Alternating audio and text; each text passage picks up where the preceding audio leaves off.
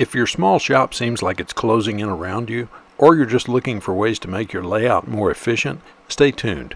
We're going to take an in-depth look at a mobile machine base that's both affordable and sturdy enough for the heaviest loads, right now here on Shop Tales and Lore.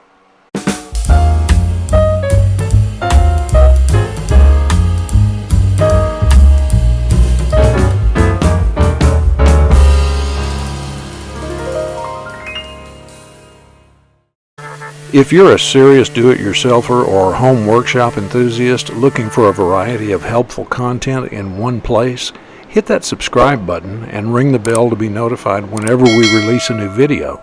And if we've helped you today, please take a moment to like, share, and comment below. It helps these videos reach more folks, and your comments help others as well. Thanks again. Whether hobbyist or professional, we've all been there. Either struggling to have a functional workshop in a small space, like the 1940s single-car garage that came with my first house, or, if we're lucky enough to have adequate room, to find ways to make our workflow more efficient.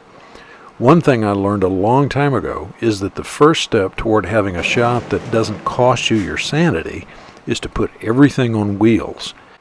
No, not that kind. I mean putting everything possible on casters or some kind of mobile base.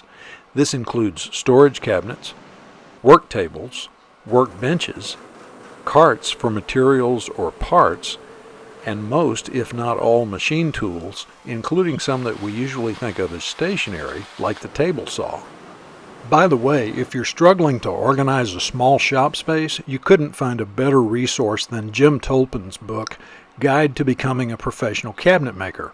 In it, Jim covers every aspect of creating pro-level efficiency in a home workshop, and you don't have to be a professional to appreciate it. The print edition may be hard to find now, but I recently saw a Kindle version available on Amazon. Okay, let's talk about mobile bases. One that I've been impressed with over the years is the ShopFox brand from Woodstock International. It comes in various size ranges, duty ratings, and load capacities, and seems to be decently priced for the quality. We've been buying these in different sizes for the shop for over 20 years. At one time, as I recall, they were only available from Grizzly, but today ShopFox products are more widely distributed through a broader dealer network. This channel has no affiliation with ShopFox or any of its retailers. We're just putting this out there because we've had good results with these bases over the years versus some other brands that are less well designed or constructed. In the box you'll find 4 of these welded corner assemblies made from pretty heavy gauge steel tubing, 2 swivel casters, 2 non-swiveling or inline casters, 4 connecting rails, fasteners, and other hardware, like these floating feet that adjust to allow the base to roll or make it stationary, and an instruction sheet. The hardware kit includes nuts, flat washers, split lock washers, and 2 lengths of 8mm bolts, 16mm long for fastening the casters to the corner brackets, and 25mm long for securing the corner brackets to the rails. There are actually 2 different types of 8mm nuts. Standard hex nuts on the right for the casters, and stop nuts with nylon inserts like the one on the left for locking the rail bolts in place. Orientation of the corner brackets matters.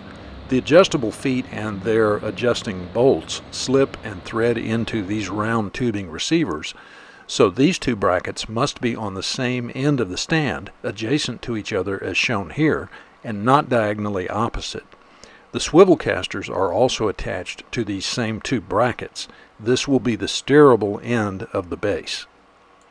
Start assembly by attaching a caster to each corner bracket. Remember, the swivel casters go with the brackets that have the round tubing attached for the adjustable feet.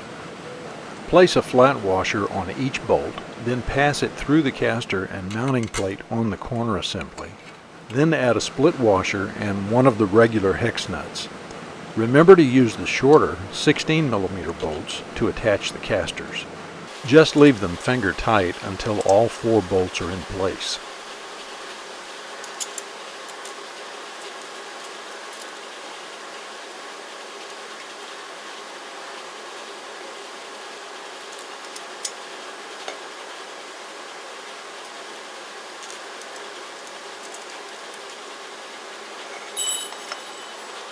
Now tighten the 4 nuts.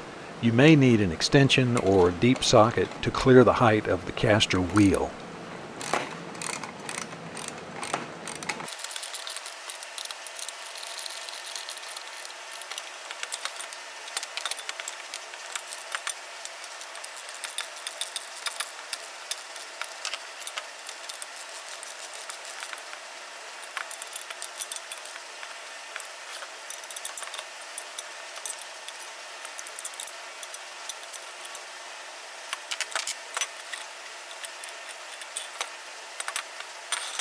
Let's take a closer look at the caster construction.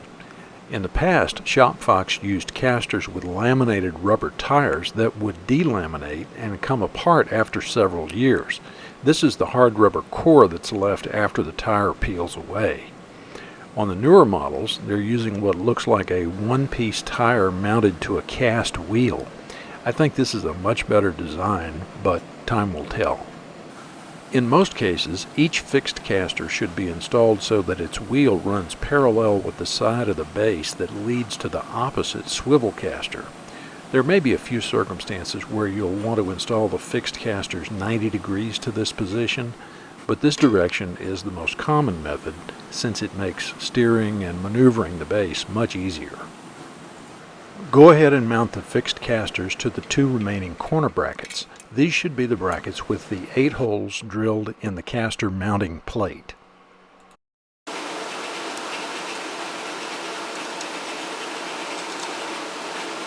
Because of the caster construction and the fact that it's in a recessed area of the corner bracket, you may find it difficult to get to these 2 rear nuts. One solution is to flip the bolt end for end and place the nut on top of the bracket.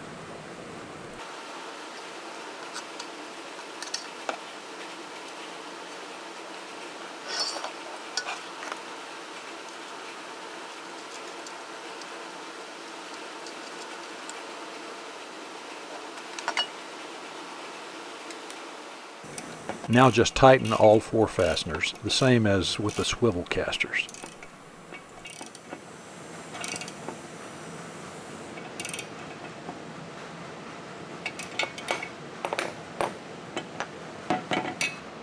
Now it's time to form the completed base by joining the corner brackets together with the rails.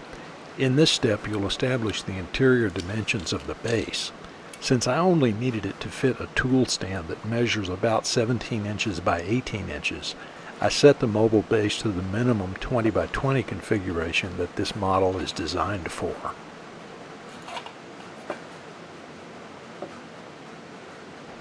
One thing to be aware of when attaching the rails to the corner brackets is that this maximum limit line, which is roughly 3.5 inches from the end of each rail, should stay inside the corner bracket tubing. This helps keep the completed base solidly and safely together. Now prepare the bolt and stop nut assemblies that will hold the rails in place. Using the 8mm bolts that are 25mm long, thread a stop nut onto each bolt with the nylon insert facing the bolt head and run the nut up about 3/4 of an inch. Do this for all 16 bolts. You can thread these into the corner brackets now or after the bracket and rail assemblies are slipped together. Either way, leave them loose until the final base size is adjusted. Now join the subassemblies together with the rails, establish the final dimensions you want inside the base, and tighten the bolts and stop nuts. When setting your dimensions, remember that the maximum limit markings on the ends of the rails must stay inside the corner brackets.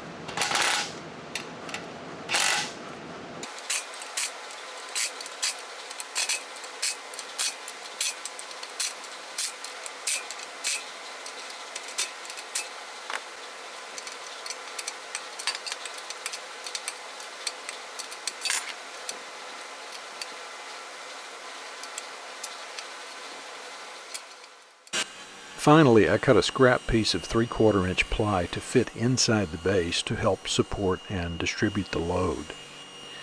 Then I placed the completed base next to the machine I'm going to put on it and slipped the 2 feet into the base from underneath.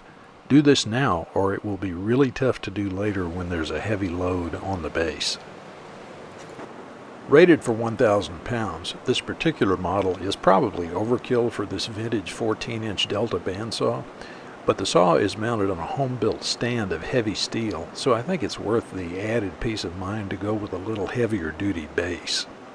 With the feet extended downward by tightening the adjusting knobs, the swivel casters are lifted off the floor and the base and tool remain in place. To move it, turn the knobs counterclockwise to retract the feet, and the swivel casters are lowered again to the floor. Steer and guide the base from the end with the swivel casters. Thanks for watching. Here are a couple more videos that you may find useful.